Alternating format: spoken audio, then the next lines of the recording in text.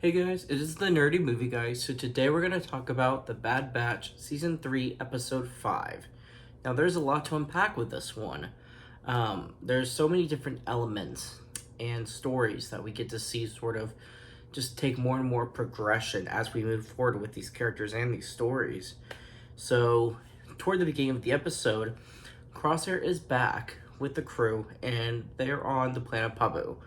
And the episode sort of opens with them kind of doing their own thing, and we get to see that Omega's the one being attentive to Crosshair.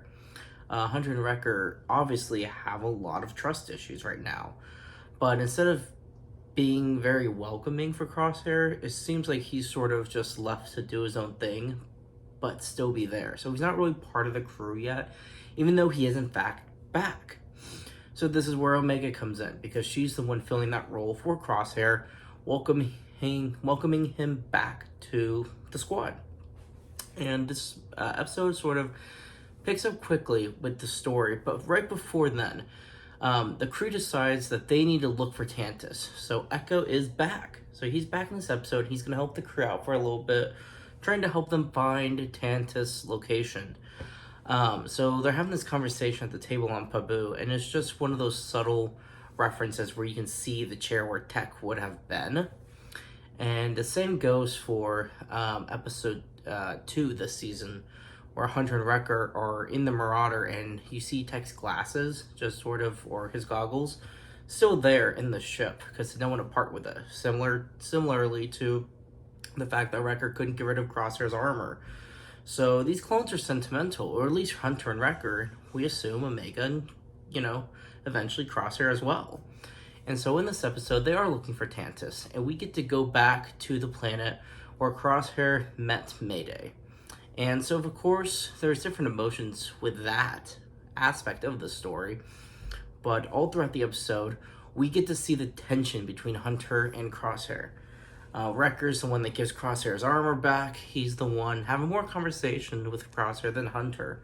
So Wrecker is definitely more welcoming from the start. So Hunter seems to be really the last one, and Echo just seems a bit reserved, but he's also preoccupied. He and Rex have been looking for Tantus, not only because they want to free the clones, but Rex and Echo have sort of been on their own for a little while now. Echo left about mid-season 2.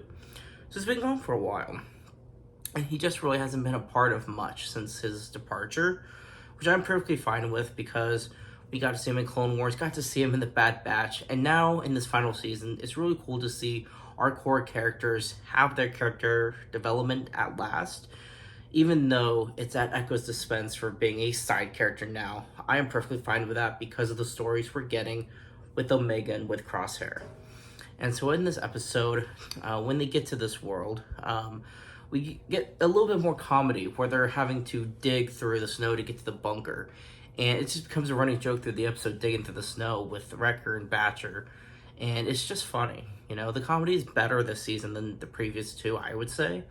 And it's been pretty solid so far. I've laughed at the jokes that they've thrown at us.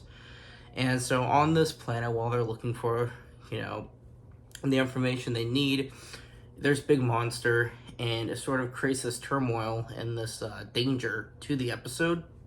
Even though we don't feel the dread or high stakes through this, it's just sort of the next beast they're going to fight. But this beast sort of feels like a connector piece to Clone Wars 99 sort of becoming a team again, forcing Crosshair and Hunter to work together to destroy this beast and sort of set the perimeter the way it needs to be on this world so they can then leave.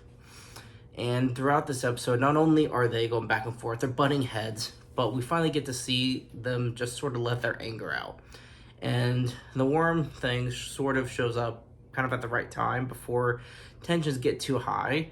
But I think what the fans are thinking was said, during this conversation between Crosshair and Hunter. Crosshair points out to Hunter that maybe Hunter feels maybe a little disappointed that Crosshair is the one that helped Omega escape and not him.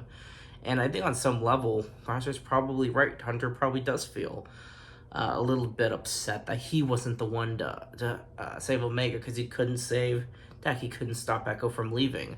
So Hunter just really has been feeling lost lately. So I really do hope in that upcoming episodes we can sort of see the team rally behind him and sort of give him that boost of confidence and self-worth again that Hunter seems to be lacking at the moment.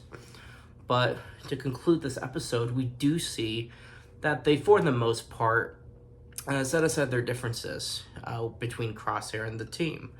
So they can finally move forward with the rest of the story's plot and its story as one again. Even though Tech isn't around anymore and Echo only stuck around for this episode because he leaves again in the end, Crosshair is back. And I think that's more than enough. I think majority of the fan base watching this show would agree with me saying that Crosshair has had just a wonderful character development. It's been amazing to see from season 1.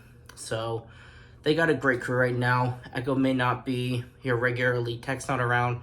I think we have a really good collection of characters right now that just builds the right kind of dynamic for the scope of the story this season has.